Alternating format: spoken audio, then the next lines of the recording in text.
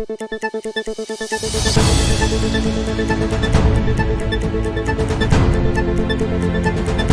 fight against COVID-19, this mask has become very important. The government is also compulsory for people to wear a mask in public. We have the surgical mask, we have the hospital mask, and we have the cloth or fabric mask. The question is, are people actually wearing that mask? We are out on the street again to find out if people are really complying with it. This is Switchboard, and I am Rengo.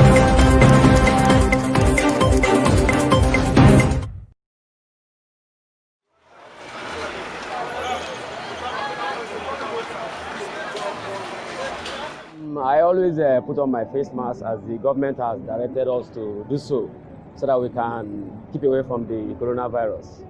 So what's the importance of wearing your face mask? I think one of the importance of wearing face masks is to prevent the coronavirus. At least one of the I see as an item to using in preventing coronavirus. So how do you maintain your face mask? Do you wear it and throw it away, or how do you maintain your face mask? My face mask, I have more than one. I wash it, I make it clean, I iron it. So that's how I treat my own face mask. So what kind of face mask do you have? Because you say you have more than one. You see the one I'm putting on, that's the type I have. So this one is fabric or cloth face mask? I wouldn't know because I don't deal on materials, but I know it helps me to prevent from coronavirus. So what do you have to tell people about this face mask wearing? Yes, my message to the other persons there is for them to also obey the rules so that we can kick coronavirus out of the nation. It's an ideal thing. It's good that everybody maintain the rules and regulation of this very face mask of a thing.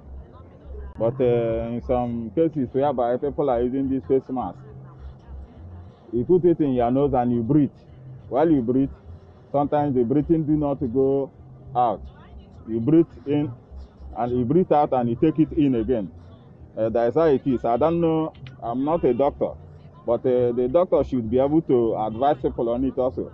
While somebody breathe out and you breathe in the same air that you breathe out, you take it in again.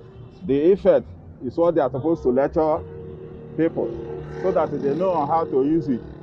Because of this face mask of a thing, it's not a thing that people will just see it as a fun, or a thing that they just see it and begin to make fun of a thing. This thing is a way to prevent yourself. But it should not be in a case whereby people are using it and then at the same time incurring another disease in the process of using face masks. Because while we know that when somebody breathes out, there is an air that is going out of you. And again, if you breathe it out, you don't have to inhale it again. So if you breathe it out and inhale it again, I don't know the virus or the disease that you are going to incur in the process. So the doctor should be able to explain it to the masses and tell them how they can be able to use it in a way that they will not be able to incur another disease in the process of using the face mask. All right, thank you very much. So do you believe that face mask can completely prevent you from contracting the virus? Of a truth, if you are actually conversing with somebody and they don't want to have any intercourse with the person as in kind of to contact a disease, you can put it on. But advising people while coming where you are not even interacting with anybody, 2 hours you are with a face mask. I wonder how one can be protected in it. So that is what I'm saying, because there are some people naturally before the disease comes, they are not actually balancing their way of breathing. There are some people who have this very case of illness in their life already, which if they put this in their face, it can even make them to feel more bad while using this thing, because already they are infected already, not even that is corona. There are some people who are infected already, not coronavirus. So before coronavirus, there are people who have been in illness before. So if they use this thing now and they cannot breathe well, don't you think that somebody can suffocate? Why do you think people should wear their face mask in this COVID-19? Okay, face mask is very important to prevent themselves not to contact the disease. That's why it's very good to wear the face mask. Okay. So do you think that wearing face mask can prevent the virus from getting to you? Yes, wearing face mask can prevent yourself, because getting contact with your fellow human being, you can contact it. So wearing face mask is very important. Okay, we see a lot of face masks, a lot of types of face masks. Some people are wearing different. I mean, what type do you have? I have the material type, but because I'm very close to my house, I just come out. You people met me. That's why I'm not putting on my own now. Okay, you have your own, but you're not wearing it because you met on the street. Yes. Okay, yes. so basically, what will you tell the people that are, not wearing their face masks, especially in public? Okay, I'll advise them that protection is better than cure. They should try to be putting on their face mask to prevent themselves from this disease, coronavirus. How do you feel wearing your face mask every time? It's very, very okay. By me, it's very, very okay. There is nothing more. It's okay. It's okay. I'm enjoying it. You're enjoying it? I'm enjoying it. So you feel the face mask thing should stop or it should continue? No, it should continue. It should continue because of diseases. Because of all these diseases. Even sometimes, let's say, like dust and some other things. So we need to protect before illness will come. So at least, even for federal, we love it. Not only state government. Okay, then we also know that the River State government has provided free buses to convey people from one point to the other. Yes, have you benefited from the free bus? I've been one of the beneficiaries. So you entered from where to where? Entered from Choba to Rumola. Wow. So without any paying, without paying 10 naira. You didn't pay anything? I didn't pay anything. So what do you think is a good thing? It's very good. It's very, very good. That's how we like government to be doing. So is there anything you want to say about the coronavirus and face masks and everything? Coronavirus, I know it will soon go. It's what will happen, but it will still go. One day it will end. So the thing affected everybody, and we need to take it like that, because we know it is just anything that God says it will happen. So we love it, but it will end one day. It will soon end. I can really confess that it's been uncomfortable. Personally, it's been uncomfortable, but we can't help it. It's because of the situation of the country, and we just have to abide to the law. And in order to keep yourself from being infected, you have to wear it. It's something they've made compulsory for our own good, for the health purposes. So we need to wear it. It's not something, it's a necessity. It's not a force, it's a necessity. It's something that is a must do. If you don't do it, then it becomes a problem to you as a person and then to the society at large. Thank you. So wearing the face mask, do you think it can completely prevent us from contracting the coronavirus? No way. No way. There are steps that you need to do, like washing of hands alongside the nose mask in order for you to be completely safe. Social distancing is also important. It's difficult, but what can we do? It's not what we are not used to. but because of the pandemic, we have to do it. And it's okay. We can manage with it until the whole pandemic is over. So do you think this compulsory wearing of face mask can actually prevent someone from contracting the coronavirus? Yeah, it's part of the measure. I don't think it's not the only way to prevent all these things, but it's part of it. Washing your hands regularly, then wearing face mask, 1 meter away from the next person can prevent this thing too. Well, it's a welcome development. Actually, we are trying to put on, but some people in River State, they don't like to put on the face mask. So, but for us, our governor introduced to us is to protect our life. At least you have to wear your face mask before going out for business, and it's good also. At least keep social distance also. It helps to wash your hands. And well, I can see our security men are on the street working sometimes, and the governor said that there is an agency for that to check if you are with your face mask. So at times so much, at least we are able to go to our business time to time. And it is not a bad idea, it's a welcome development at least. And we should know that time from, it says 6 to 8 for the coffee is also helping. It's better than for me to be indoor. So thank you, and that is all I have to say. All right, for your own angle, do you think the putting on the face mask always can prevent the coronavirus? Well, actually, as you can see, I'm not a medical doctor, but at least what they ask that we should use our face mask, at least we need to do that so that we know everybody wants to live, nobody wants to die. So that is actually why I'm wearing mine too. So far, we are trying to adapt to the condition. As you can see, we are getting used to it. We are really getting used to it now. So do you think that wearing a face mask can completely prevent you from contracting the virus? It can't. It can't. We also have to be washing our hands regularly and observe other precautionary measures. I think that's all. Only face mask cannot be enough. Okay, there's also a scheme in Port Harcourt right now. The River State governor has provided a free transport scheme. Okay. Do you think is the right step in the right direction? Yes, I think it's doing a lot in that regard to elevate people's suffering. I think it's a good thing for people to, hardship this thing have introduced to us now. It's really difficult. So people are, in fact, whatever government can do to elevate people's suffering now is applauded. It's a good one. So there are people who still do not believe that this virus still exists, and as a result, they do not wear face masks. Do you have anything to tell them? In Nigeria, I don't think anybody with a right sense or right frame of mind should say that there is nothing like corona. We are watching, we are seeing what is happening.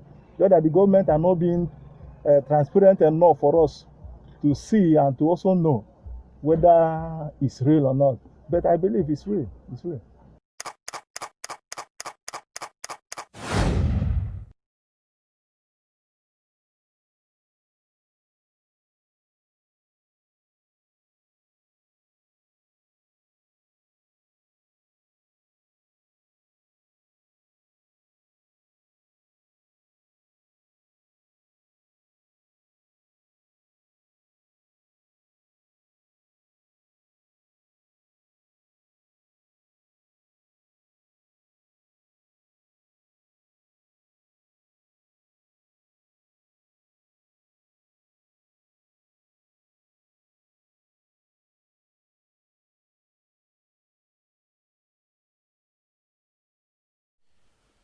All right, a very good evening to you. Thanks for joining us. It's Late Night Talk. My name is Kofi Bartels. Great to have you join us. Sorry for the blank space a few minutes after that video ended. But that's Street Vox, one of the segments that we've put up as far as this is concerned, what we're doing. We have Late Night Talk in that. So sometimes we play it for you so that you can get to know what we're doing and what people are saying on the streets.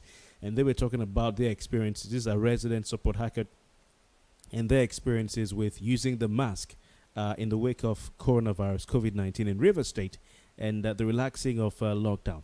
Well, we're not talking about coronavirus and lockdown per se, but we're continuing our discussion on something that is related to the coronavirus and the lockdown. As a result of the easing of the lockdown, we're having different laws and different executive orders coming up by the Rivers State government to ensure that people can continue to go around with their normal activities, but still keeping themselves safe. And one of such is the executive order recently passed by His Excellency the Governor of Rivers State, Governor Nyesom Wike, regarding the burial of persons in Rivers State, particularly people who died from February 1. Now, those ones are meant to be checked, and of course, a death certificate must be given to ensure that if they died from coronavirus, they're buried in accordance with the rules and the guidelines stipulated by the NCDC. But those who died before February 1, they don't need that death certificate. Lots of other things in the executive order that we read out yesterday. Once again, my name is Kofi Bartels. Welcome to Late Night Talk. My guest for tonight is none other than Dr. GOV'T Worlu, as I already cited in the post. He's of the University of Port Harcourt, Faculty of Management Sciences, and of course, he is not just a university don, he's also a political leader, a society leader as well. And he's here today to give us a social angle on this whole burial matter. And I'd like to say a very good evening to Dr. GOV'T Worlu, who joins us from his home in Port Harcourt. Dr. Worlu, good evening to you. Okay, Doc, fine, thank you. Doc, you sound a bit faint. Maybe you're far from your phone. If you could just get a bit closer to your phone, that will help us. Perfect. Thank you, sir.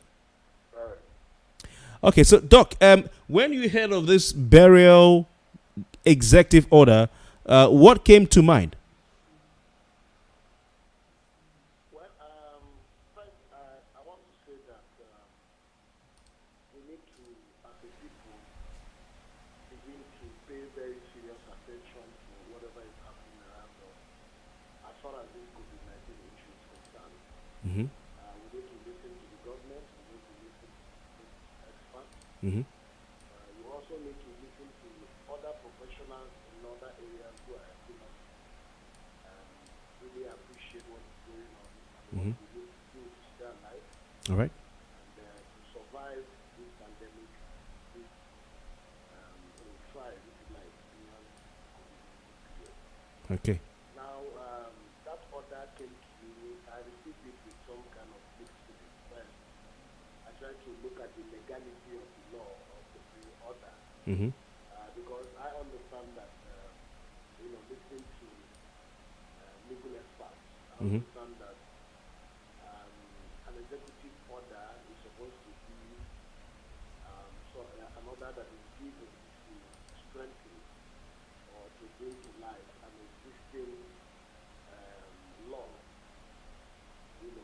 for people to respect a law that already existed, but perhaps over time people have not been doing what is stipulated in the law. For example, you find that even at the presidential level, we have been hearing about executive orders recently. Mm-hmm. For example, the one on the local government autonomy and autonomy of legislature and judiciary at the state level. Now, the idea is that these laws already existed, but perhaps the states were not implementing them. So the president uses an executive order to force them, if you like, to do what they are supposed to do. So it is not like a new law, but it is something that is done to reawaken an existing law. But in the case of the executive order regarding burials in Rivers State, you find that the Quarantine Act does not stipulate that if you bury somebody without getting permission from the state government and all of that, they're supposed to pay 10 million naira, which is what the penalty in the order is. So, but beyond that is the fact that apart from one side, but on the other hand, I feel that it is one of the measures that the government takes. It needs to put in place to help the people do what is necessary,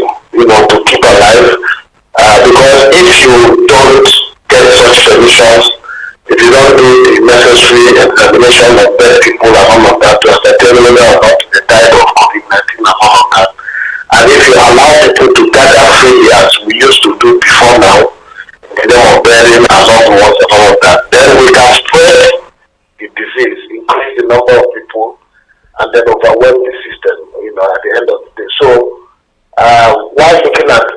while frowning at legal angle to it, but I think that as a measure, it is something that people need to comply with.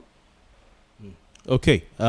So you're saying, are you saying you don't have any issues with this executive order on burials? Is that what you're saying, sir? Yeah, I don't have it. To the extent that people should approach the state government to get necessary approvals before they can do burials, get the guidelines that will help them ensure that social distancing and all the other measures advised by health experts are obeyed. To that extent, it's okay. But to the extent that the order itself is not based on an existing law, especially in terms of the penalty of 10 million naira, as stipulated in the order, I frown at it. That's why I said that I received it with mixed, feeling. Okay. So you don't have an issue with the 10. Dr. Worlu, you are not just an academic; you're also a community leader in Choba community, and I'm sure even in the university community as well. You're also a community leader. Are you saying that you don't have an issue with the 10 million naira? I have. That's the point I'm making. I have an issue with the 10 million naira because the law that there should be an executive order is supposed to be making reference to an existing law, like some kind of reenacting of an existing law. Yes. But in this case, there is no such law that stipulates that if you do burial without getting the necessary approvals from the state government, that you're supposed to pay 10 million naira. So that's what I have with the law. Something that is said to people in order to drive some kind of fears into them so that they don't do what is not right, especially in terms of ensuring that we reduce the number of people who get infected. I think it's okay. But if we're asking our people to do something that is outside the law, okay, then of course it cannot be okay. So what do you foresee happening in communities around River State as far as this is concerned? What do you foresee happening? Because it means that if, for instance, there's a law on social distancing, or the part of the requirements is that there must be social distancing. Another part of the requirements is that everyone must wear masks. So if someone, or one dubious person, one careless person refuses to wear a mask and comes in there, and then the government officials, probably task force, because that's what we're used to in River State, is there, it means that you'll be found liable and you have to pay 10 million naira. How do you think communities would adapt to this law? Well, we have a problem in the sense that sometimes when these laws are put out there, we don't monitor to see the extent to which it has gone cascaded down to the people in the rural communities and all of that. For example, I have a friend who told me of the burial of the mom that is supposed to be coming up anytime soon. Okay. And after that order was given, I sent words to him, telling him that this is what the government has said. And it was through that information that I gave that the person got to know that they are supposed to apply to the Ministry of Health. Wow. For such approval. So what that tells me is that perhaps a lot of people still don't know about the existence of this law and the penalty that it attracts. So government needs to actually, and this is exactly what the government is supposed to have done at the issue regarding the COVID-19. The government was supposed to invest heavily and very actively create awareness among the population to let people understand what is going on and all of that. But government failed in that area.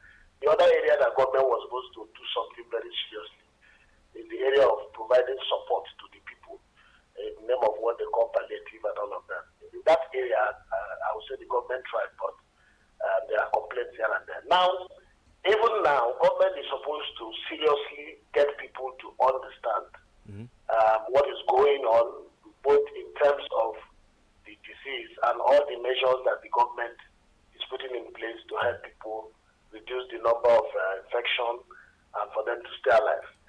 Now, if people don't know, there's a tendency that they will flout the law. And if they flout the law, as they say, that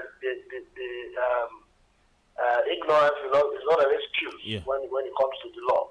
So if they flout the law, then of course you'll expect that the government will come down heavily with the sledgehammer. And 10 million naira for me is way too high. It is not to say that ordinarily, if the amount is not that high, that people can do anything and maybe pay the fine, no. But if you now want to insist that community members, rural people will raise 10 million naira or risk going to jail, of course, what will happen is that they will go to jail because they may not be able to raise that kind of money. So, but the important thing that needs to be done now is for government to activate all the other levels of leadership, community leaders, religious leaders, use traditional media, use social media, use any other kind of channel that they can use to get the people to understand that such a law exists and that the punishment thereof is this much, so that people really come to terms with what is happening, both about the virus and the executive order, so that they don't go against the law. Because if they go against the law, then of course you will expect the government to act. You know, like what happened in the case of the demolition that happened in the Eleme local government area. There was also an executive order saying that if a hotel opened during the period, that the government will bring down the building. And of course, when that hotel opened and allowed people to go in and all of that, the government went there and did what the government said it would do. Whether it is right or not is another matter for another day. But the important thing is that we need to begin to take seriously what is happening around us.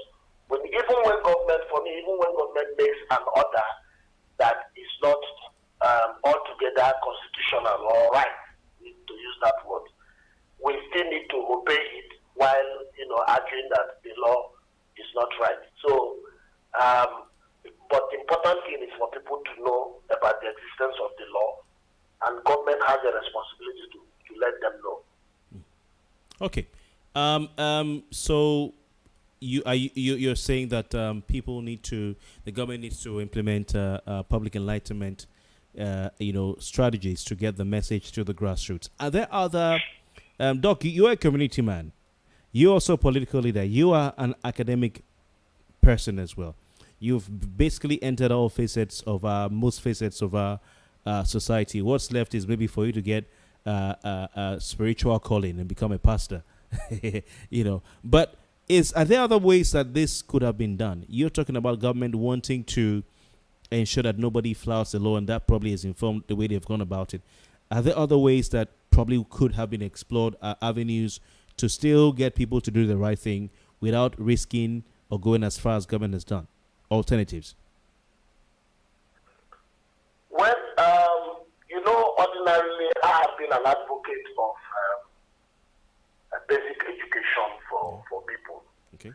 Because if the people are already educated and they have a way of seeking information about what is happening around them, like pretty much what we see with the folks from the northern part of the country who are always using their transistor radio to monitor information and try to know what is happening and all of that. Now, sometimes those information, they get them from even their local languages, because there's something like BBC Hausa, there's VOA Hausa and all of that. So even if you don't understand English, you're able to understand what they're saying, since the thing is broken down in the local language.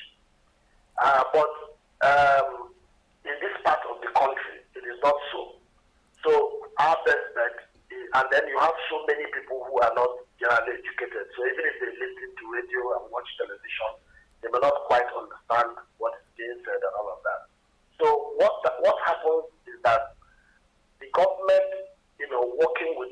educational institutions, working with religious bodies, working with women groups, trader associations, and all of that. We'll be able, and even student bodies and all of that, we'll be able to get people to really understand what the government is saying and what is expected of them to do. Now, for me, and it means that all of us, including you and I, whether or not we are passing the information professionally or otherwise, we also have a responsibility to help our people to understand what is happening. And for me, one of the things that I have done personally since the outbreak of this COVID-19 is that I have kept in touch with my community leaders, trying to know what they are doing and how they are doing, and I'm offering my free advice, to them on what I think is the best way to get about solving problems. So they form committees in the community. I tell them this is why I think the community is supposed to function. The community is supposed to function and all of that. Okay. So, and then I also try to see how I can even get them physically to the place to talk with people and try to feel their pulse and try to understand how much they understand of this. And then we use all kinds of processes, social media, WhatsApp messages, and all of that to talk to the people. But of course, not everybody is on WhatsApp. Not everybody is able to connect on all these other platforms. So the traditional methods of passing information also need to be deployed using the time crier, and any other method for that matter that we can use just to pass that information to the people that look. There is a pandemic, and that the government has said you don't have to do this until you have done that. So when people understand it, and then also for them to even know, for example, there are some people who don't even know where the Ministry of Health is and how they can reach out to the commissioner and all of that. So there must be a way that somebody will go down there with a community member who understands to help them out with reaching out to the ministry, getting the guidelines, and then ensuring that there is compliance. But if people don't get the information and they don't do what the government wants them to do, and then they go about burying their people the way we used to do before, where you will invite, it will be a call one, call all situation, and a lot of people will gather and be drinking and dancing and all of that.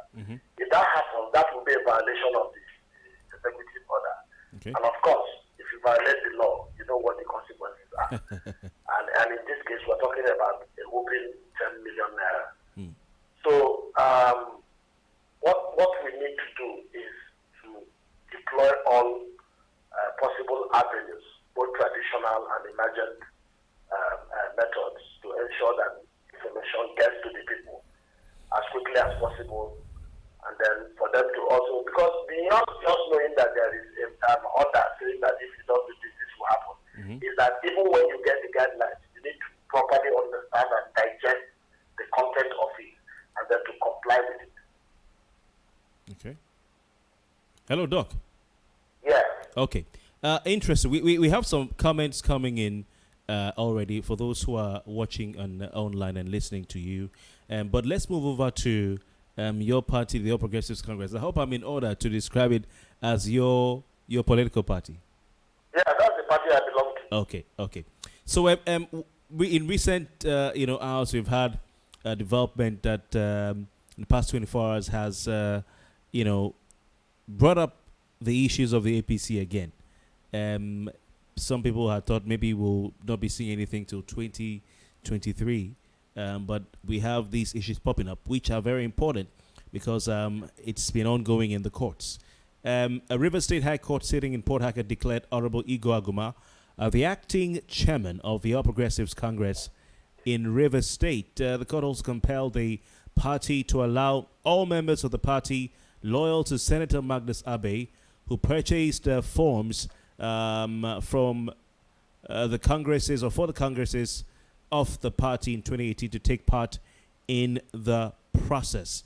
Our very own Justice George Omereji gave these rulings in two separate suits brought before him by Dele Moses and 9 others, and Igor Aguma, a chieftain of the party, on different matters in the crisis rocking the APC in Rivers State. And Dr. Worlu, as a ranking member, a leader of the APC in Rivers State, what are what's your response, your reaction to this development in your party?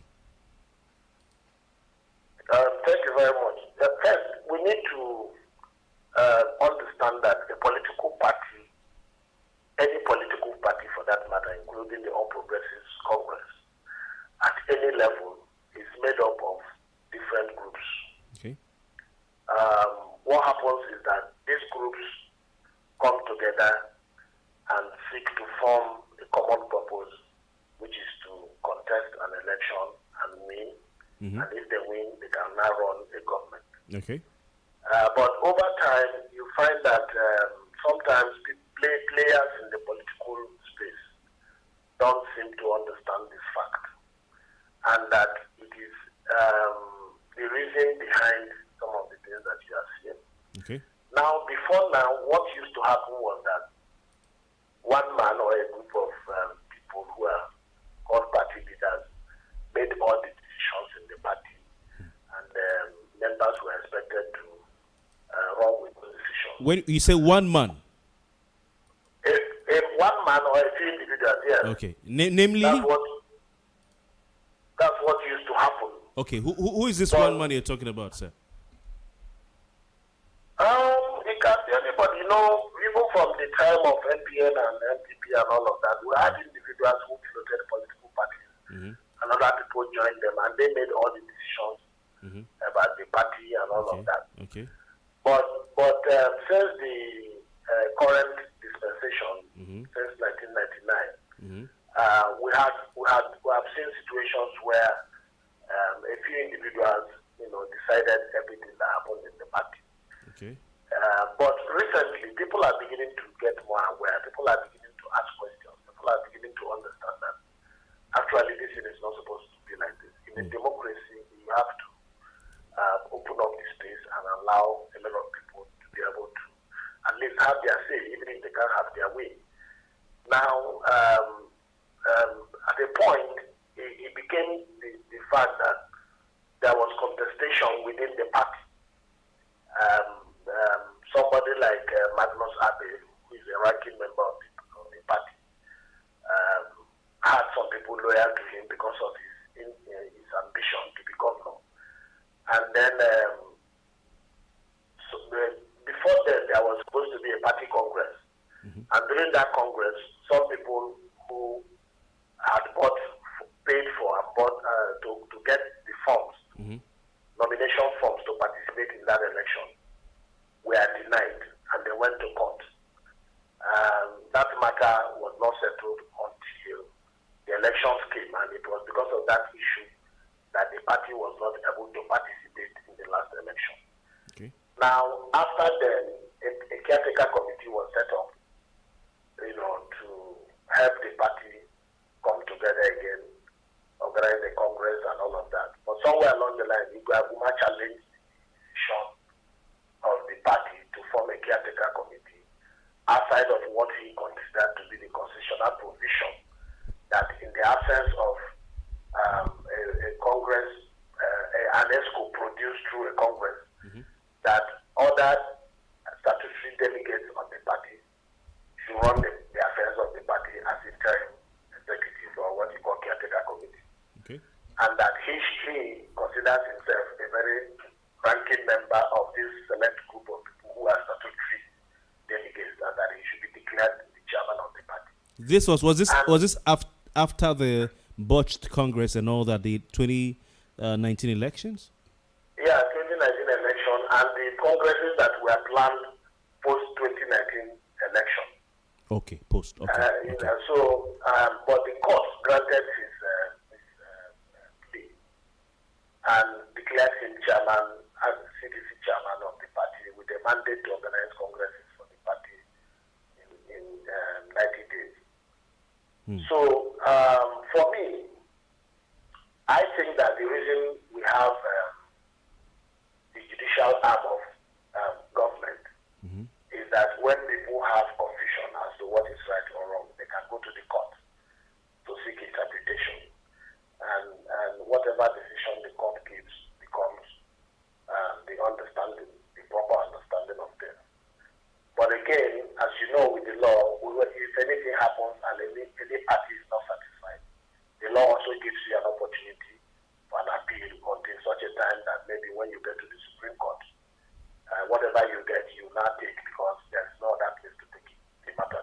Okay. So what has happened in APC, for me, I don't see it as a problem per se, because AGUMA is a member of the party, and like every one of us. And what we should do is to try to understand, to come together as a people and see how we can work within the framework of what is before us now, which is the verdict of the court. But from what I have seen so far, it seems that a lot of people are not comfortable with that decision and have already started approaching it. They have not approached the court already to say that they don't agree. They want to seek further interpretation and all of that at the appeal court. Okay. So for me, if that happens, it means that whenever that decision will be made, if another group of people are not satisfied, they might have to approach the Supreme Court and all of that. And if this kind of thing continues and the matters are not resolved until 2023 election comes, it might mean that APC may not also have candidates again. And for me, that is very concerning, because a whole lot of things are at stake. The future of our state, the future of party members is at stake. Because right now, the people who chose democracy as presidential democracy as the way for us to go as a country did not envisage that you can have the kind of situation that you have in River State, where there's a government and there's no opposition. The whole idea of, that idea of democracy is that when you have a government, then you also have an opposition that can provide the people with a credible alternative in case the government is not performing, adequately. And then it puts the government in power, in check, to be able to do things in line with the expectations of the people. But right now, we have a situation where we have one party, occupying all the offices in the state, and that is not healthy at all. Okay. It can lead to some kind of dictatorship. And of course, we are seeing manifestations of that in River State on a daily basis. A situation where you hardly hear anything like debate or argument in the River State House of Assembly. You hardly hear commissioners and other people volunteering information to the public. In fact, this evening in the news, one of the radio stations, the commissioner for health in River State was asked certain questions, and he said he will not answer because it is only the governor that can answer. And they were asking him about the COVID-19 situation and the issue that we discussed earlier, burials and all of that, and the executive order. So when you have that kind of situation, of course, you know that government will not be at its optimum. And then, of course, the people at the end will suffer. So I would expect that members of the APC, having heard from the court, will find a way to sit down, analyze the issues, and then as one family, see how they can move forward from there, instead of continuing to insist on legal determination of what is like a family affair. Okay, so interesting, point of view given in history, because some people have lost track of the whole issue with the APC in River State. In fact, some people are even more aware of what's been happening with the APC in Edo State than River State, because it's been somewhat quiet. Notice a lot of people, the courts were, about to issue something, and now people have just, yes, we now remember that this thing was there.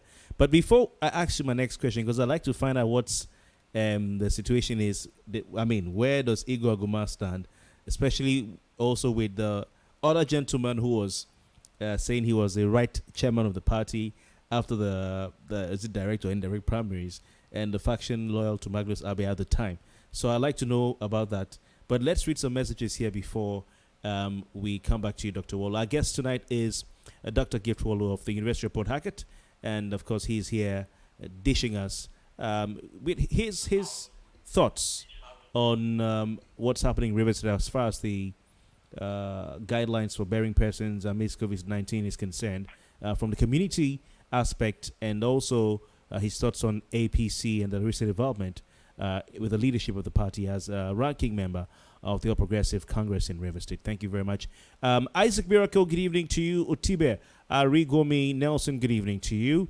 Imo Wakman says, Kofi, we are tired of the guidelines. I wonder why Rivers State things are always like this. We're tired of the guidelines. I wonder why Rivers State things are always like this. Let's take another message here. Nwogu Chidima says, which radio station is this? Well, you're watching on Facebook, on YouTube, and later on Twitter, so I think that suffices. Precious Nekabari Press says, good evening, my mentor, Sir Kofi. Okay, River State APC caucus members should just let things be for the interests of the party against 2023. What frequency should I log on to? You're on to the frequency already, and it's called Facebook, so I think that's okay. Thank you very much. We'll let you know what frequency you should log on to in the future. Okay, Destiny Nathaniel says, which guidelines again? The governor should be thinking of improving lives of Rivers people, not guidelines here and there. Considering the court matter, I think it's a complete miscarriage of justice indeed. Thank you, sir. Dr. Wall, Destiny says it's a complete miscarriage of justice. He's not told us why. But have you heard people express such sentiments? And can you explain that for us and tell us what you think about such sentiments? Well, I don't know what is meant by miscarriage of justice. In this country, of recent, I see a situation where a lot of people have become lawyers and judges, and they want things to always go the way that that is comforting to them. But the law doesn't work like that, and society is not designed that way. Sometimes you win, and other times you lose. Mm-hmm. If people are fighting or contesting for certain things within a political party, there must be a point wherein you must allow the interest of the whole to, if you like, subordinate your personal interest for the interest of the whole. So you have battles, and then you also have wars. You cannot insist on winning the battles and forget about the war. No, the political party was put together for example, APC is put together to be able to wrest power from the PDP. Now, if we continue to contest within the APC to the extent that we fail to contest against the PDP, then we have failed. Then it means that we're a political party without a purpose. It means that we're a political party we're more concerned about fighting among ourselves than fighting with our common enemy. So we cannot continue to be looking for who is right and who is wrong, and who is at fault and who is not at fault. That for me is neither here nor there. What is important is that if there was an issue and we went to court and the court has told us that we can work with a caretaker committee based on the prayers of AGUMA, which is also in a way emanating from the provisions of the constitution of the party, to which many people are not even aware of. And that's part of the challenge we have in this part of the world. People say things that the judge could not have ruled in favor of AGUMA because of AGUMA. The court must have ruled based on the prayers, based on the argument of AGUMA's lawyer and AGUMA himself. So, sir, what are these things that people are not aware of? Can you make us aware of them? What people are not aware is the provision of the law of the constitution of the party that says that in the absence of a substantive executive of the party, that the responsibility for managing the affairs of the party should rest with statutory delegates of the party. And statutory delegates here means serving or former officers of government or of the party who are from, within that party. For example, AGUMA was is a former House of Rep member, so he's a statutory delegate. The governor of Rivers, the former governor of Rivers State, who is now the current Minister of Transportation, is a statutory delegate, and so on and so forth. These people qualify because now Rivers State doesn't have officers in government in Rivers. APC doesn't have officers in government in Rivers State because we didn't win the election. So these people qualify as the people who should come together to run the affairs of the party. What AGUMA smartly did, if you like, is that he is the one who approached the court to say that because he is a statutory delegate and that because a technical committee has been set up without regard for that provision in the constitution of the party, that he should be declared the chairman, the acting chairman of the party, which the court granted him in line with the provisions of the constitution of the party. So if people understand this, for me, I see it as it is APC defeating APC or APC winning APC. So if it is one people, I don't think that we should take it too far. What we need to do is to come together, and say, okay, now if you're chairman, what do we do next? How can we come together and organize our congresses to have our officers properly elected so that they can run the affairs of the party and position the party to be a formidable front that can wrest power from the incumbent PDP leadership. If we continue to insist on who is right and who is wrong and whether there was a miscarriage of justice or not, and we continue to insist that it is the court that will settle the issues in APC, then we run the risk of not participating in the next election, because if we are not able to put our house in order and get proper executives to run the affairs of the party until we are in 2023, what happened in 2019 will happen again. And that if that happens, it means that we are people who came together just to fight ourselves, rather than coming together to fight, what is like our opponent. Like in football, you have every member of the policy desirous of playing in a match. Now, if you don't make the team, what you need to do is to quickly join the other, players, rally the other players, and support them to win the match for your team. If you continue to insist that if you don't play, then of course nobody should play.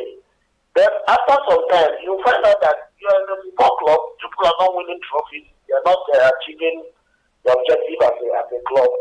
And then even you as a footballer, after some time you will lose value, because if your club is not winning and you're not playing matches, or you're playing matches and you're losing all your matches, you will lose your personal value as a footballer.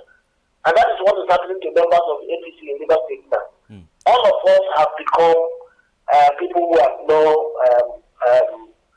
position that we are holding, and we don't even know when we are ever going to be able to win the election, because there's no executive, there is no structure for running the affairs of the party, for positioning the party and doing everything that is necessary to ensure that the party can win elections. Interesting. Doc, we'll come back to you because, some great insight you're giving us here. I want to thank Williams Alao, who says, Temple Amasin says, point of correction, AGUMA is a caretaker chairman. Williams Alali says, court appointed AGUMA as acting chairman of the state chapter. I think that the court has derailed in her judgment. It is only in Nigeria that the court will decide on political matters. The issue before the court is different entirely from the appointment of Mr. AGUMA as interim chairman of the CTC of APC. I think the judgment is to be challenged upstairs. Sir, what do you say to that the issue before the court is entirely different from appointment of AGUMA as interim chairman of the CTC of the APC in Rivers State? Well, I think that it is what is brought before the court that the court usually decides. But again, if we have a people who are able to good law, which for me also includes that if there is an order of court, no matter how uncomfortable you may feel about it, sometimes you can go back, digest it, and seek, other ways of resolving an issue. If you insist on the legal interpretation of things, if you insist on legal determination of issues, sometimes you can win the battle, but you will lose the war. That's the point I'm making. So if we, as a people, as a political party, continue to look at what the law has said, because ordinarily we could have as well also approached the court to say, okay, fine, we have talked to among ourselves, we want to withdraw this matter. We want to go and settle amicably. We want to go and settle as a family. The court will also grant you that request if you approach the court, for that. Even now, we can do the same thing. But as okay, AGUMA, can you please call a meeting of party members? Let's see how we can move forward in spite of what the court has said. Even though the court has said one thing or the other, and some people are happy about it and others are not. And then we can settle the matter, and then nobody goes on appeal, and the party is rebuilt and made in the position to be able to win elections. For me, that's what is important. Any other thing that anybody is thinking or saying, and whether you agree with the law or you don't agree with the law, whether you think it's a miscarriage of justice or not, in the final analysis, it is because you are thinking that there is a faction or a group within the party that ought to have won. And there is no group that will win as far as legal determination is concerned that everybody will be happy about. There is no judgment that the court will give today that everybody will be happy about. But Prof, the law is the law, and this individual is saying that the matter that has been determined is way different from what was before the court. So, I mean, do you agree with that particular statement, that the matter that is being determined is way different from what was before the court? I usually try as much as possible not to say that I don't agree with what the court has said. No. In this case, I mean, it's only a higher court that can so interpret. No. But as far as you can know, so the case has been is over at that level, and you are free to talk about it now, because there's no appeal that has been filed yet.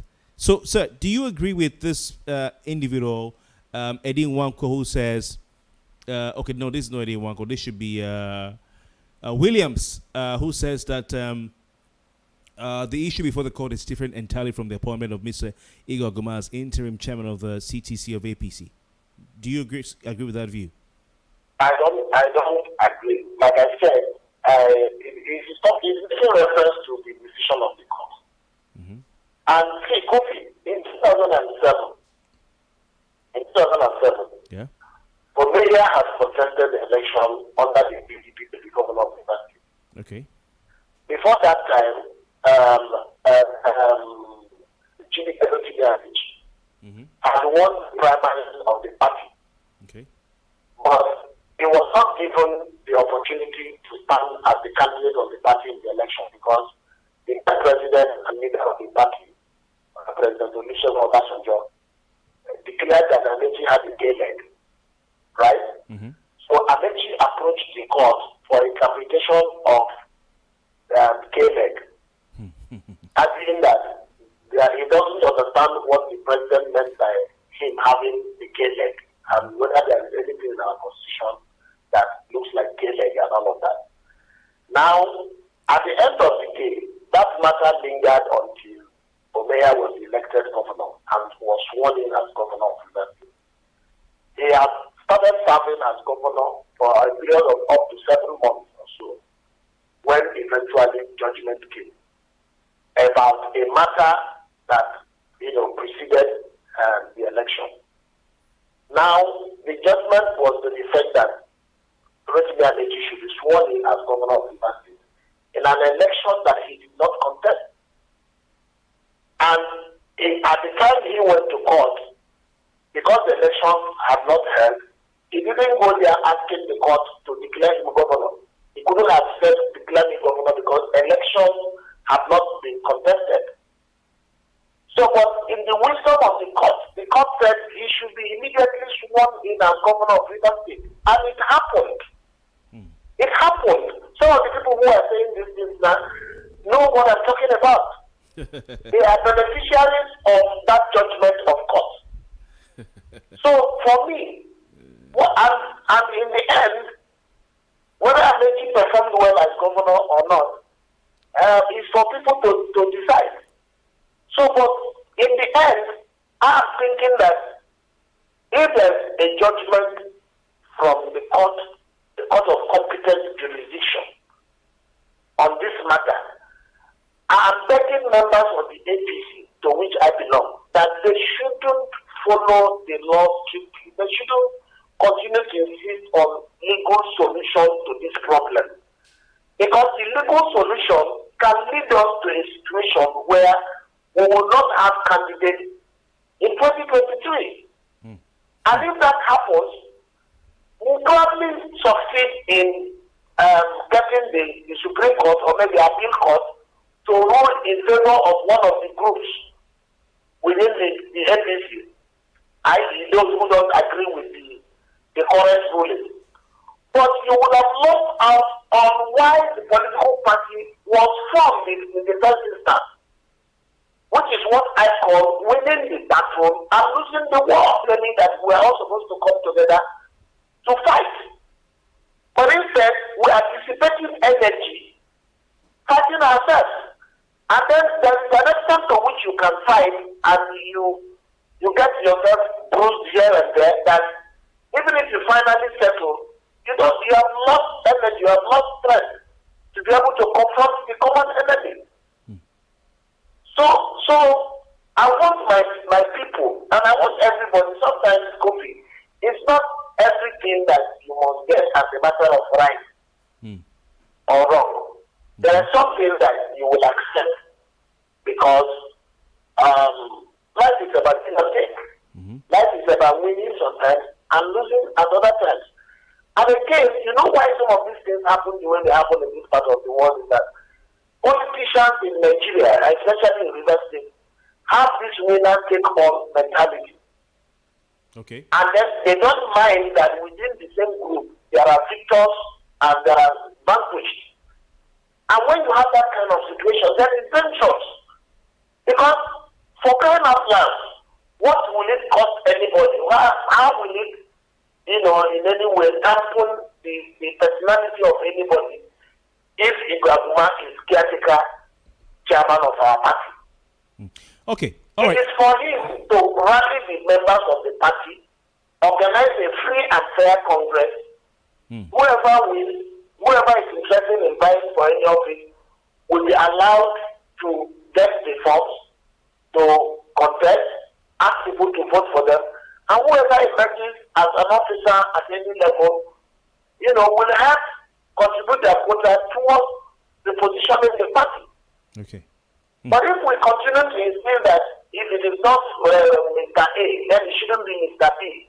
If it is not this group of people who are loyal to Mr. A or Mr. B. And for me, we are all members of one party. We are not members of the different groups that make up NDC. Okay, Doc. We shouldn't be loyal to the individuals in NDC. We should be loyal to the party. We should belong to the party and not belong to Chibika Amechi group or Magnus's group or Guaguma's group. Okay. But in the end, in getting people to run offices, somebody can come from anywhere. Beyond the individuals, people come from communities, people come from local government, people come from what? If I, for example, as a member of APC from Obiabo, I insist that the chairman must come from my local government, and if the chairman doesn't come from my local government, then of course there's no APC. I will not be acting properly. Okay. All right, Doc, please permit us to read some more messages before we say goodbye. Interesting comments. I have a lot of questions for you, but maybe time will not permit us. But Eddie Wanko's message here says, in other climes where the government comes up with unconstitutional or draconian policies, the people protest to demand a reversal and insist till the right thing is done. Here we advise Dr. GOV'T to hide in our shells and obey. Here we are advised by Dr. GOV'T to hide in our shells and obey, suffering in Somalia. He's talking about the 10 million naira executive order. Frederick Pepple says the essence of the said guidelines is to curtail the spread of the pandemic. Okay, he's still going back, Doc, to the 10 million naira executive order. Let's go on. Eddie Wanko says, based on the court judgment, please, who is the vice chairman, the secretary, PRO, etc.? Is the party going to function with only the chairman? Doc, what do you say to that, please? Well, these are some of the things that I said that when we sit down as one family to look at the decision of the court, then we can say, okay, fine. To the extent that AGUMA did not go there with a group of people to say this is an executive of 4, 5, 6 persons or thereabout. To the extent that the law says that those people who are statutory delegates are supposed to, constitute the leadership of the party. Now, if we agree that, okay, let Igbo be chairman because he's the one who went to court and got the relief from the court, then who and who should be part of the executive? Is it everybody who is the statutory delegate, or will it be some individuals that will be so decided by the party? So that Igbo does not run the party alone, because the law does not also allow that. We can now get people from among the statutory delegates to work with him to deliver on getting the party to have substantive executives to run the affairs of the party. And that decision will be made by members of the APC. The court will not make that decision for us. Okay, is that not a recipe for more rancor, more disagreement? No, Kofi, I don't see it that way. Because if people come to the table with an open mind, if people come to the table with the mind that APC and the interest of APC is superior to the interest of any individual or group within the APC, then there won't be any rancor. It's a matter of bending back over, accepting what you need to accept, just so that the party can move forward. Because I don't see that there's never been a time when you will have somebody as chairman that every member of our party will be agreeable to. There will never be a time when you have an ESCO that everybody will be agreeable to. The important thing is that if there is a process that everybody agrees to, and that process is free and fair, and it produces some people as ESCO or leaders of the party, the rest of us will fall behind those people and help them to succeed. That's what it should be. You help them to succeed. See, as we speak now, AGUMA's leadership has an expiry date. If the party members come together now and say, okay, Mr. B, C, D, work with Igbo to conduct congresses and get us executives in 20 days, and they do that, as soon as those executives are elected, the tenure of AGUMA and whoever he has worked with expires because he's caretaker. Okay. And then those substantive people can now run the affairs of the party in the interest of the greater majority of party members. At that point, nobody will be talking about AGUMA's interest or the interest of Magnus or the interest of any other person. And there's no one person in the party or any group within the party that is greater than the party itself. The party is supreme. The party's interest is paramount. That should be the motivation of party members. That should be what party members should try to see how we can put this thing together. See, I can tell you for free. Even the PDP in Rivers State or even APC at the national level that has been winning elections, they have not been winning because everybody agrees. You saw what happened before the 2019 election. The president of the Senate of the Federal Republic of Nigeria, who was a member of the APC, had to leave. He left the party and joined the PDP because he didn't quite agree with certain things that were happening. But other people remained and continued to push the interests of the party until the party won. In the PDP in Rivers State today, it's not everybody that is happy with who has emerged as a chairman or elected officers of the party. But people are working with those people now to ensure that the PDP wins again. Okay, Doc, I have another question here. Very interesting points that have been coming in. Edin Wanko, I hope your question has been answered. Kingsley Ake says, please ask Dr. Worlu, can the statutory members so declared work without the National Working Committee? Dr. Worlu, what's your answer to that question, please?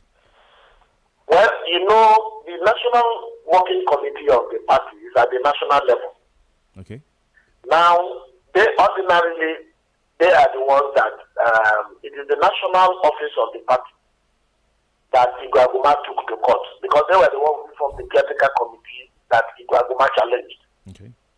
Now that this judgment has come, the national party office of the party can also be made to know that this is what judgment we got, so that they are part of the amicable resolution of the issues and of putting in place an ESCO that will now help bring about the much needed Congress that will enable the party elect officers that will run its affairs. So for me, it's not like AGUMA has defeated anybody. He has So is he going to install an executive independent of the National Working Committee of the party, all on his own? He can't do that. He can't even do that without me. He can't do that without any other member of the party, as it were. He has to do it in concert with everybody, including the national office of the party. Because if the AGUMA ESCO, so to say, calls for Congress today, the National Working Committee will send people to come and supervise it to ensure that it falls in line with the constitution of the party and it's in line with the interest of the majority of the members of the party. So when they supervise it and they okay it, and then of course they will endorse whatever names or group of people that are elected to run the affairs of the party. They will recognize them as having been duly elected and having the mandate to run the affairs of the party in the state. They will work together, from that point to ensure that the party is formidable and is able to win elections in the state. Okay. So they can't do it. They can't do anything without carrying the rest members of the party along. And for me, that is why I also think that before AGUMA will contemplate conducting congresses, he should first see how he can reach out to as many party members as possible as he can, and then talk to them about the need for us to come together first of all. When we come together, we can sit down and resolve these issues. See, we can even meet, and if AGUMA is somebody who is really desirous of moving the party forward, we can internally agree that he stays aside and then we allow some people to run the show. These things are not cast in iron. They are decisions that human beings can make or make. Okay. All right, Doc. Another message. Thank you very much for that interesting one there. Another message here. This one is coming in from... okay, this is Kingsley. Okay, I think I've read your message, Kingsley. Okay, thank you, Kingsley. Achomoru has decided not to be left out of this conversation today, and he has sent in his message. Good evening to you, Acho, and thank you for sending in your own message as well. So this is what Acho says. We're moving from the sublime to the ridiculous in River State. We're moving from the sublime to the ridiculous, in River State. The APC constitution is explicit, he says, Doc. He says Article 13, and he's a member of your party and a lawyer as well. He says Article 13. Your account is too low for this call. We have to get back to Dr. Worlu. Apologies for that. I think we ran out of airtime. I think I had a premonition, by the way, that was going to happen because I saw we crossed 1 hour talking to him. But we'll get back to him.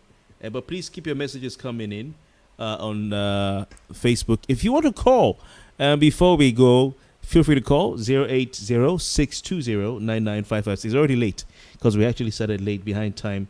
080-620-99556. But it's an interesting a question from Acho Modu, rather, who is a member of the APC. I know that because he's one of the callers that I used to have on my program back in the day. And also, he is a lawyer as well. So we have Dr. Worlu back.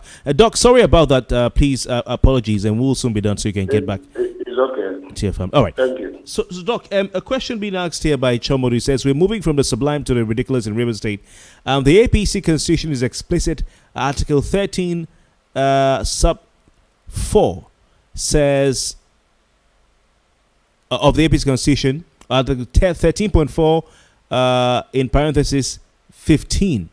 It says, and he quotes, the National Working Committee shall have the power to set up a caretaker committee in place of any organ where there exists, in the opinion of the National Working Committee, a lacuna by virtue of any act or omission done in furtherance of this constitution.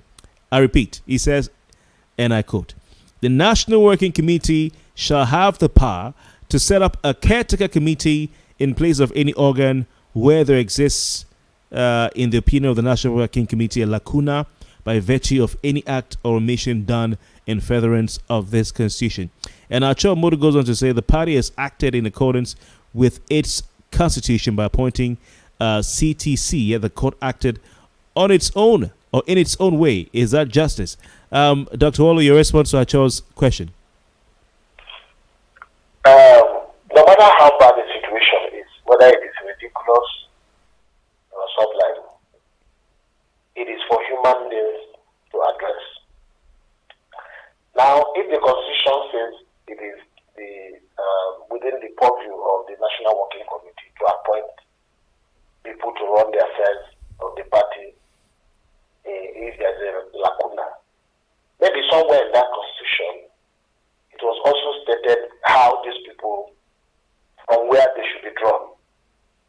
And that is the plank on which AGUMA went to court, to say that, yes, it is your duty to appoint caretaker committee, but in doing so, this other section of the law says you have to draw those people from among this category of persons. And I want to believe that the judge, saw that argument, cited the Constitution, and made the decision that it has made. But let us even assume that the judge acted in error or acted in a manner that is unbecoming of a judge. Let us just assume without considering. For me, it is not the rightness or otherwise of that decision that should be our concern as a party at this point, given what we suffered in 2019. What we should be thinking now is to say, okay, fine, in the light of this development, what can we do to ensure that our party does not suffer the same fate it suffered in 2019? And for me, that thing that we should do is for us to come together and see how we can swallow the bitter pill, if you like. Swallow the bitter pill. And then come together as a people, reorganize our party, conduct our congresses. It doesn't matter who is chairman of the party or who is caretaker committee chairman. For me, it doesn't matter. It doesn't really matter. The person is a member of the APC. The people that will be elected in the Congress will be members of the APC. But wouldn't this create more further rancor and further division and extend the litigation and counter litigation and all that when there is a document called the party's constitution, which Acho has so graciously quoted? If we continue to insist on legality of things, if we continue to insist on constitutional constitutionality of this. Things will not move. Most times, issues are settled. There's something called alternative dispute resolution mechanism, right? Yes. Certain issues are settled out of court. Even matters that have gone to court, people can still withdraw them. There are so many other matters that don't even make it to the court. But Doc, both parties will have to agree to settle out of court.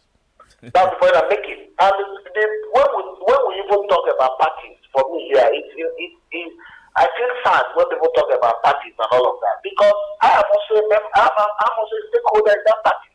Actually, is a stakeholder in that party. You know, so many of our people who follow us, who are not as big as we are in the party, are also stakeholders.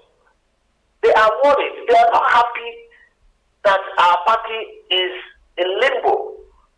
They are not happy that our party did not participate in election of 2019. They are desirous of seeing our party participate in the forthcoming election in 2020. In fact, there will be election next year. Local government elections will be holding next year. Our people want to be part of it. Now, if we continue to insist on what is right, legally speaking, or otherwise, we will not be part of those processes. And the earlier we understood this, the better for everybody. The earlier we understood that we did not join Magnus Ade or AGUMA or GIUDELINES or GIFT One or Ashomodu, but that we joined one common front called the APC.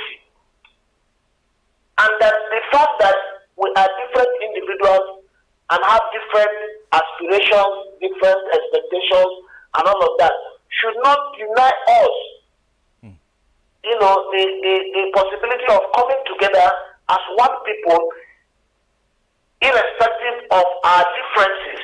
Okay. To work together to deliver on the promise of the APC. Okay. We have I think this should be the last message here. Edin Wanko is back. He says, and this, of course, also is dovetailing to the final question I have for you. Says, considering the case of Edo State, where INEC says it will deal with the National Working Committee as it relates to the governorship election, can the National Working Committee organize direct primaries for candidates in 2023 if there is no state leadership of the party? What do you say to that, sir?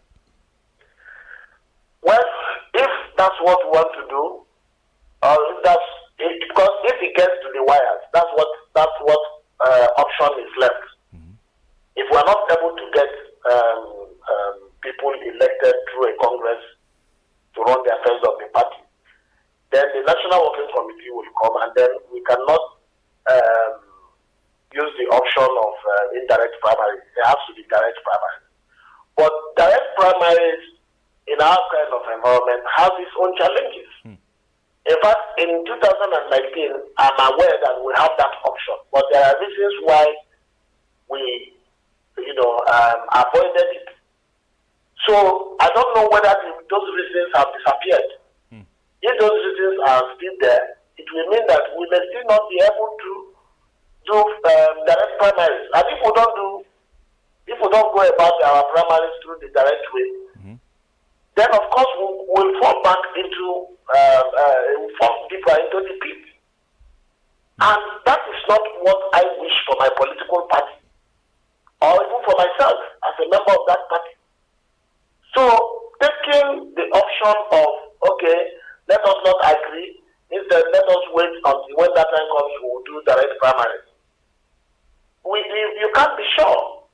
But again, if you don't have a state ESCO, even if you do direct primaries and you have candidates, and there are no people who have been working for the party, you don't have ESCO that has been, positioning the party, strategizing for the party, mobilizing support for the party, and all of that.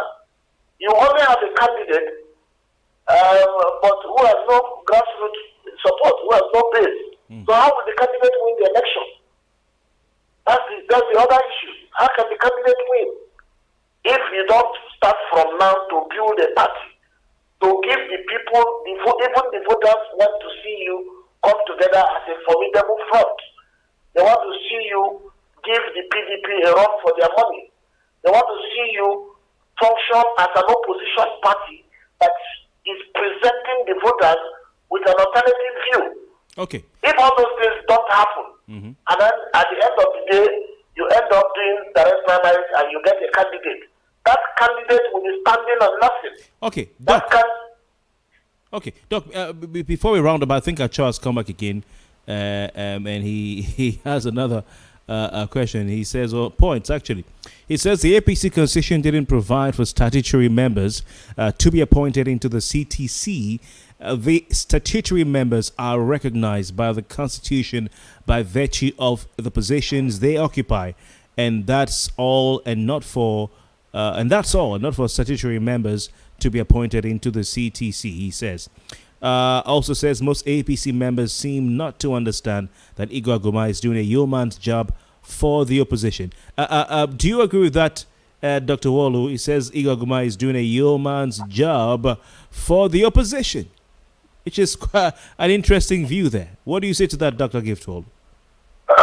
Kofi, in all my learning, name calling, labeling of people, scapegoating people, and all of those things have never really helped anybody.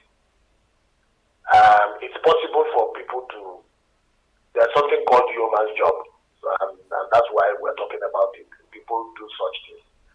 But I don't have any evidence that that's what Igwe AGUMA is doing, and I don't know if Acho Komodo has. What is important to me is this, that he is a member of the APC as of today, just like any other person among us. And he has gone to the court. He approached the court with some prayers.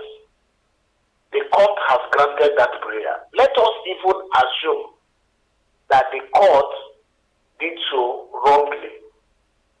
Let's assume that what the court did is against the law. Now, if we go on appeal, we're not looking at scenarios. If we go on appeal, or somebody goes on appeal, and then maybe you are able to overturn the decision of the lower court, the other person can still go on another appeal to the Supreme Court with a view to try to overturn the judgment of the appeal court. And when you exhaust this scenario, you will see that at the end of the day, the judgment may come after 2023. And if that happens, we will not have executives to run the party. But it's, I mean, no, sir. He might even be talking about, indirectly, AGUMA may have the noblest of ideals and intentions, but this may end up helping the opposition invariably, like what has happened in the past. I don't know of that. I don't want to be to go the way of speculation. I hear members of my party and among politicians generally, people say all kinds of things about people and what their intentions are and all of that. And we also see that sometimes somebody can be in a political party and be working for another political party. That happens. But what I'm saying is that if members of the APC, now that we have seen, okay, now we have even seen that maybe the court in Rivers State is against the APC. So are we accepting that situation? If we accept it, what are the implications? Okay. But if we come together as a party and say, okay, whatever the court thinks, whatever AGUMA and co want to do, let us come together. Let us work among ourselves. Let us see how we can try to understand exactly why we cannot come together. And we're able to come up with ideas, because human beings have the capacity to resolve any kind of problem, including this one. Okay. We can come together and solve our problem. And if it gets to the point that we now see clearly that have somebody is working for the opposition, the party can find a way to expel the person. But like I said, this pronouncement has a timeline. He has 3 months to organize a galvanize members of the party and organize a congress. If he's not able to do it, the court will ask after 3 months, what have you achieved? If he has not been able to achieve that, then his tenure ends. And then we're back to square one. And then maybe some other people will go to court to ask for one thing or the other. And if we continue in that back and forth, going to the court and back and all of that until 2023, then we have ourselves to blame for not being able to come together as gentlemen and women to resolve our own issues amicably. Okay, Doc, we have to quickly round up. Anyone who says, if not so, why did the PDP members start celebrating the judgment even before some APC members? This is an interesting point. He's responding to what he just saying. It says, if not so, why did the PDP members start celebrating the judgment even before some APC members? Doc, if that happened, it really did happen, and that should be worrying for people like you who are ranking members of the APC, except, of course, you are of the same accord with the jubilant PDP members. So, what do you say to that? The thing is that people have a right to jubilate for whatever reason. People can jubilate for anything, depending on their interpretation of what has happened. What I do know is that the APC, and knowing some members of the APC has the capacity to come together to resolve these issues. The APC has the capacity to come together, form a formidable front, and wrest power from a PDP-led government in Rivers State that has turned dictatorial. That is not, by my own estimation, that is not meeting the expectations of the people.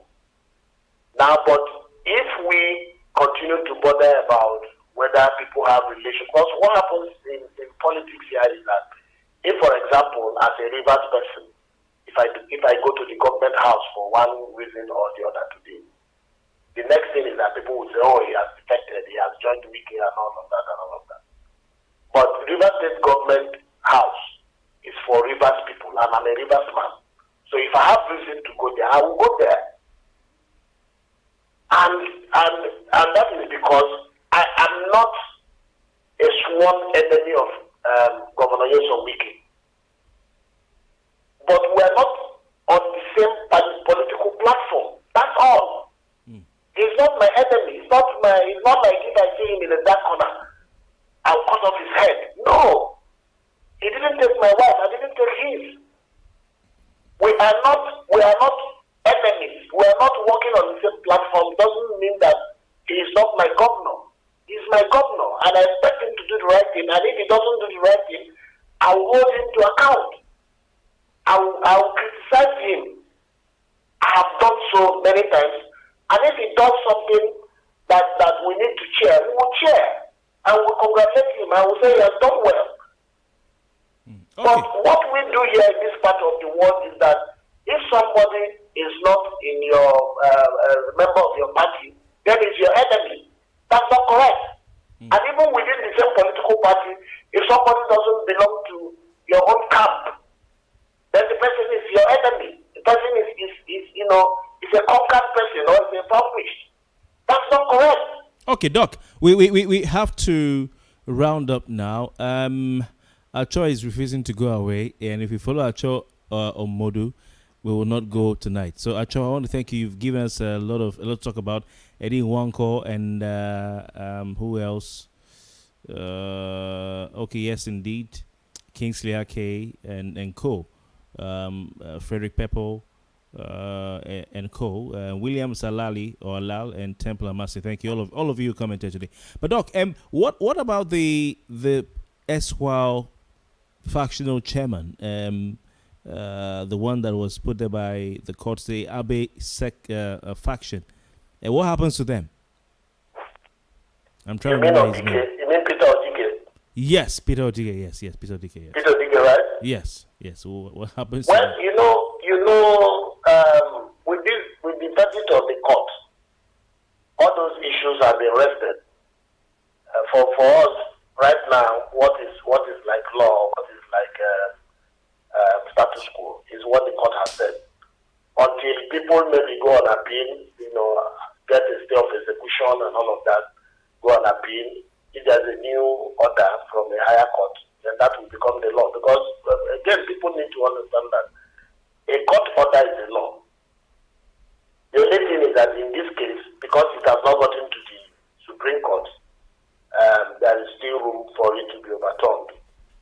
But what if it is upheld at the appeal court and also upheld at the Supreme Court? It becomes law, and you can reference it. It becomes something that will serve as a precedent.